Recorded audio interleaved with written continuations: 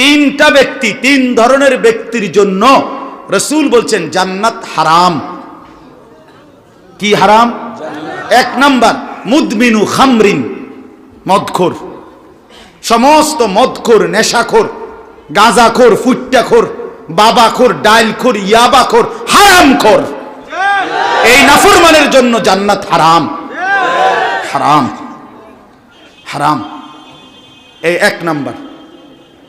দুই নাম্বার হলো আকুল ওয়ালিদাইন, পিতামাতার অবাধ্য সন্তান। মাকে কষ্ট দিছে, বাবাকে কষ্ট দিছে, এই নাফরমান সন্তানের জন্য জান্নাত হারাম। নাফরমান সন্তান, মনে রেখো রাসূলুল্লাহ সাল্লাল্লাহু আলাইহি ওয়াসাল্লাম বলছেন লান ইয়ামুতা হাত্তা ইউআযযিবাহুল্লাহু ফিল আরদ। মা বাবার অবাধ্য সন্তান মরবে না যতক্ষণ পর্যন্ত আল্লাহ তাকে জমিনে শাস্তি না দিবে।